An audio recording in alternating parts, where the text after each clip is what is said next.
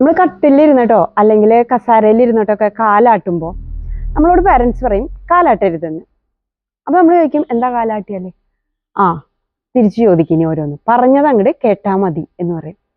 ഇനി അതല്ല, നമ്മൾ എവിടെയെങ്കിലും ചെല്ലുമ്പോൾ നമുക്ക് സ്പെഷ്യലായിട്ടൊരു ഒരു ഡിഷ് കിട്ടിയെന്ന് വിചാരിക്കും. അപ്പോൾ കുട്ടികളൊക്കെ ഉണ്ടെങ്കിൽ അവർ പറയും ഒരെണ്ണം കൂടി ചോദിച്ചോട്ടെ. അപ്പോൾ എന്ത് ചെയ്യും പാരന്റ്? മുണ്ടോണ്ടിരിക്കി, ചോദിക്കല്ലേ, ആക്രാന്താന്ന് വിചാരിക്കും എന്ന് പറയും. നമ്മുടെ മാത്സ് ടീച്ചേഴ്സ് ഇങ്ങനെ പഠിപ്പിനെ കുറിച്ചൊക്കെ കൂടുതൽ പറയുമ്പോൾ നമ്മൾ ഇടയ്ക്ക് വീട്ടിൽ വന്നിട്ട് പറയും, ഈ മാത്സ് അല്ലാണ്ട് അവർക്ക് ഫ്രഞ്ച് വിപ്ലവത്തിനെ കുറിച്ചൊക്കെ വല്ലതും അറിയുമോ എന്ന് ഞാനൊന്ന് ചോദിച്ചു നോക്കട്ടെ എന്ന് നമ്മൾ ദേഷ്യത്തിൽ പറയുമ്പോൾ പാരന്റ് പറയും ആ പോയി ചോദിക്കും.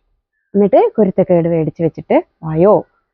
അതല്ലെങ്കിൽ എന്തെങ്കിലും ഒരു പരിപാടി നടക്കണം. ഇപ്പോൾ ഫോർ എക്സാമ്പിൾ നമ്മുടെ വീട്ടിൽ തന്നെ ഒരു കല്യാണം നടക്കുകയാണെന്ന് വിചാരിക്കും. അപ്പം നമുക്ക് ആർക്ക് വേണമെങ്കിലും പാട്ട് പാടാമെന്ന് പറയുമ്പോൾ നമ്മൾ പറയണോ ഞാൻ നന്നായി പാടും, ഞാനൊന്ന് പോയി പാടട്ടെ എന്ന് പറയുമ്പോൾ നമ്മളോട് എന്ത് പറയും? മിണ്ടാണ്ടിരിക്കുക, അതൊന്നും ചോദിക്കല്ലേ, നീ പാടിയിട്ട് വേണം ഇനി ബാക്കിയുള്ളവരൊക്കെ ഓടാൻ. എന്താണ് ഈ കാണിക്കുന്നതെന്നറിയോ? നമ്മൾ ചോദിക്കാൻ പാടില്ല. ഡോണ്ട് ആസ്ക്, ഒന്നും ചോദിക്കാൻ പാടില്ല. ആരെന്ത് പറഞ്ഞാലും തൊണ്ട തൊടാതെ അങ്ങ് വിഴുങ്ങുക. ചോദിച്ചു കഴിഞ്ഞാൽ ഒരു മോശപ്പെട്ട കാര്യമാണെന്നും നമ്മുടെ നല്ല കുട്ടി ഇമേജ് പോകുമെന്നും നമുക്ക് ആക്രാന്തമാണ്, നമ്മൾ ഇനി എവിടെ കൊണ്ടു ചെല്ലാൻ കൊള്ളില്ല, അങ്ങനെ ഒരു കാറ്റഗറിയിലേക്ക് മാറും എന്ന് നമ്മളെ പണ്ട് പറഞ്ഞ് പഠിപ്പിച്ചു വെച്ചിട്ടുണ്ട്. പക്ഷേ ചോദിക്കാതിരുന്നത് കൊണ്ട് മാത്രം നമ്മളിൽ പലർക്കും പല അവസരങ്ങളും നഷ്ടപ്പെട്ടിരുന്നില്ലേ? ഒരു വാക്ക് ഞാൻ ചോദിച്ചിരുന്നെങ്കിൽ, നമ്മുടെ സോമന്റെ കഥാപാത്രം പറയും പോലെ ഒന്നുറക്കെ കരഞ്ഞിരുന്നെങ്കിൽ, അല്ലെ? അപ്പോൾ അത് തെറ്റാണെന്ന് നമുക്ക് മനസ്സിലായിട്ടുണ്ട്.